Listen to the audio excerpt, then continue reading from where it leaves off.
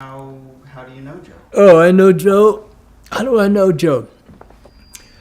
I had the book I wrote on John Coltrane published in 1976. We had a book party at Studio Rivby. And in the afternoon, Sam Rivers and I and Jane Cortez and Warren Smith did a little musical event. And so we were going to do something in the evening, and Sam says to me, I'm working with this young, euphonium player, Joe Daley. Well, is it okay if I invite him down to be with us? I said, great, yeah, no problem. Joe Daley was a student when I first met him at, I don't know whether he had just finished high school in music and art or was just entering into Manhattan School of Music, but he was one of a bunch of students on the high school and college level who'd come by the studio and hang out and eventually get involved in my composer's workshop ensemble, which, it was a workshop because whoever came, there'd just be enough parts for everybody to play. And that relationship grew as Joe progressed, to the point where he was a teacher himself.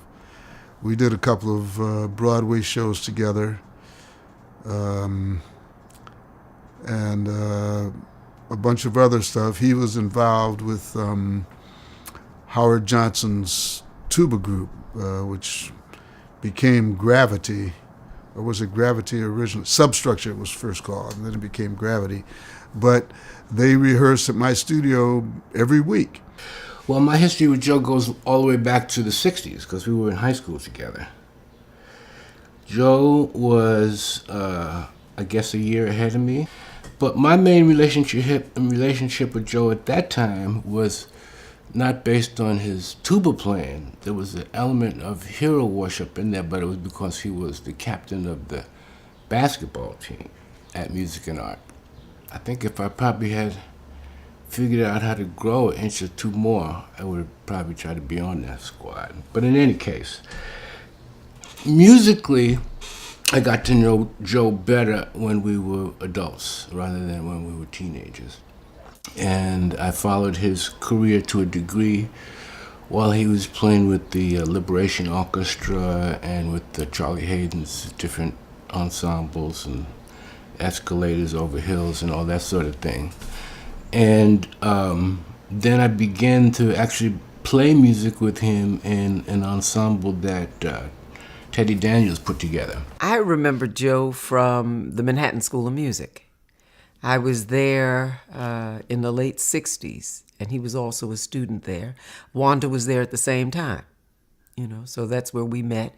At that time in New York City, there was a lot of freelancing. So a lot of the college students were involved in playing jobs with big bands and with strings and orchestral as well as jazz.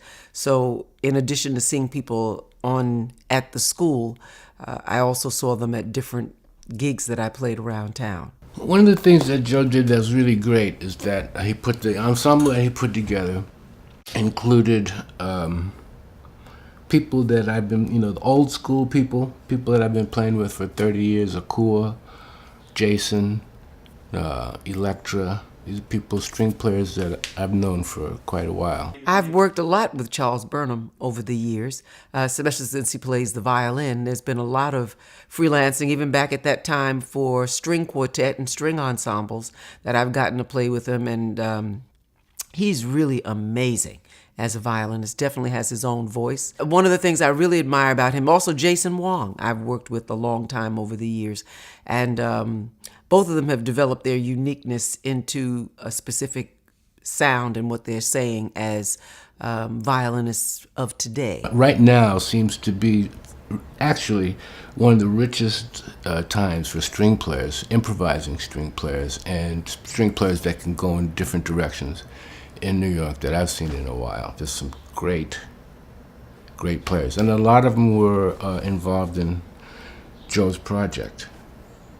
I would specifically mention Curtis over and over again, partly because of the work that he did as the concert master of the project, and the guy that contacted all the string players.